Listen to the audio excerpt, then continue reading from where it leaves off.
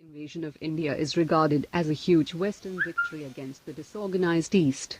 But according to Marshal Georgy Zhukov, the largely Macedonian army suffered a fate worse than Napoleon in Russia. In 326 BC, a formidable European army invaded India. Led by Alexander, it comprised battle-hardened Macedonian soldiers, Greek cavalry, Balkan fighters and Persian allies. The total number of fighting men numbered more than 41,000.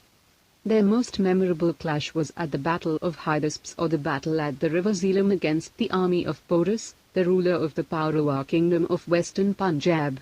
For more than 25 centuries it was believed that Alexander's forces defeated the Indians. Greek and Roman accounts say the Indians were bested by the superior courage and stature of the Macedonians. 2 millennia later, British historians latched on to the Alexander legend and described the campaign as the triumph of the organized West against the chaotic East. Although Alexander defeated only a few minor kingdoms in India's northwest, in the view of many gleeful colonial writers the conquest of India was complete. In reality, much of the country was not even known to the Greeks. So handing victory to Alexander is like describing Hitler as the conqueror of Russia, because the Germans advanced up to Stalingrad in 1957. While addressing the cadets of the Indian Military Academy, Zhukov said Alexander's actions after the Battle of Hydaspes suggest he had suffered an outright defeat. In his view, Alexander had suffered a greater setback in India than Napoleon in Russia. Napoleon had invaded Russia with 6 lakh troops. Of these only 30,000 survived, and of that number fewer than 1,000 were ever able to return to duty. So if Zhukov was comparing Alexander's campaign in India to Napoleon's disaster, the Macedonians and Greeks must have retreated in an equally ignominious fashion. Zhukov would know a fleeing force if he saw one.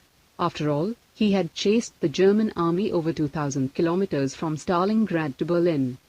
Alexander's troubles began as soon as he crossed the Indian border. He first faced resistance in the Kunnar, Swat, Buner and Peshawar valleys, where the Aspazai and Sakhanoi, known in Hindu texts as Ashwayana and Ashwakayana, stopped his advance. Although small by Indian standards, they were very tiny kingdoms. They did not submit before Alexander's killing machine. The Sakhanoi offered stubborn resistance from their mountain strongholds of Massaga, Bersira, and Orar.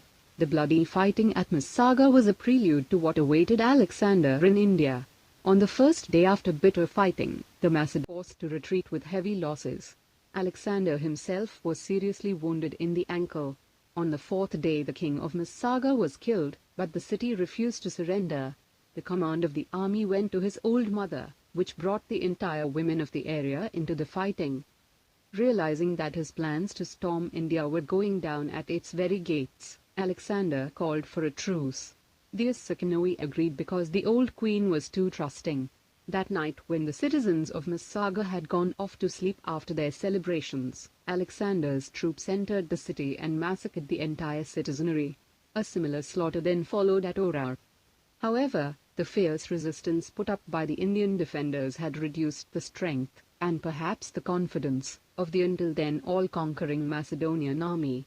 In his entire conquering career, Alexander's hardest encounter was the Battle of Hydaspes, in which he faced King Porus of Paurava, a small but prosperous Indian kingdom on the river Zeelam. Porus is described in Greek accounts as standing 7 feet tall. In May 326 BC, the European and Paurava armies faced each other across the banks of the Zeelam. By all accounts, it was an awe-inspiring spectacle.